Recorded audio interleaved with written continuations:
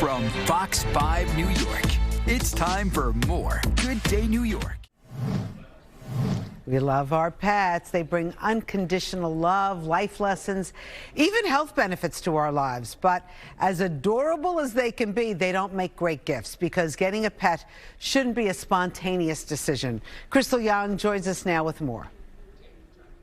It's only natural around the holidays that we would be thinking, maybe I want to give my loved one a cute puppy or a kitten, but should you? That is the topic this morning, and the perfect person to answer that question is Dr. Amy Attas, veterinarian. I know that you love animals and you know so much about this, but let's start with the cuteness in your lap. Who is that? So this is Beans.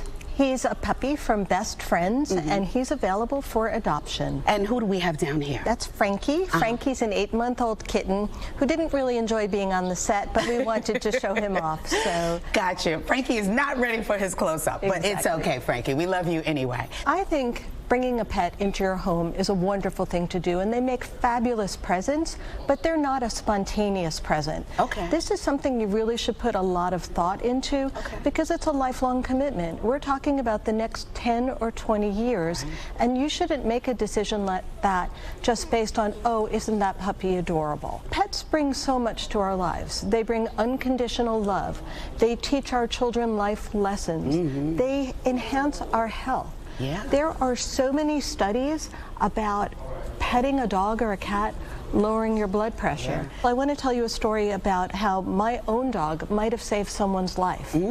I went to visit a friend of mine. She was in her 90s. She was in the cardiac intensive care unit, and they allowed me to bring my little pug dog in to visit her.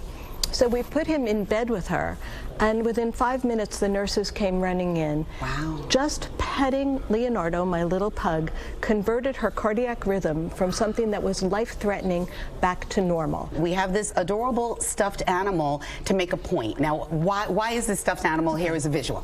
So I think that we're in a season right now where people want to give presents, and you might even have a present opening ceremony. So if you're thinking about adding a pet to your family's lives, give the promise of a pet.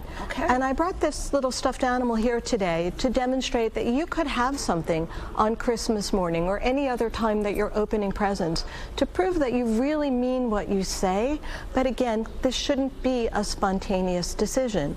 I encourage people to go through books or look on the internet and see what appeals to them in terms of what it looks like breed-wise. And just because I say breed-wise doesn't mean it needs to be a purebred dog. And what goes along with that?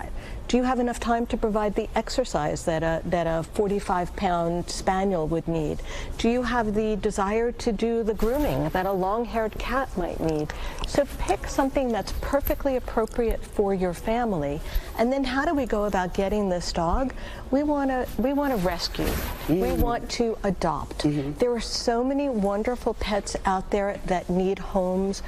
This is not we don't buy pets.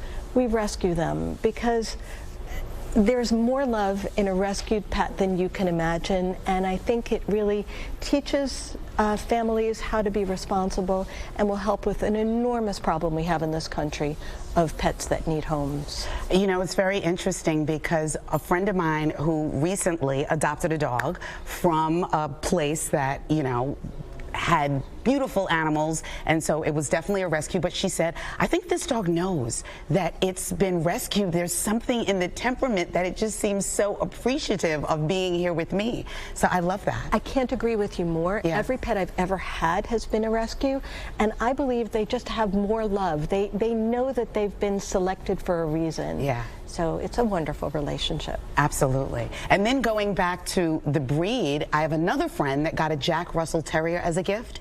So his wife said, well, it was a small dog. I thought it was great for an apartment, really cute, but they are so high strung.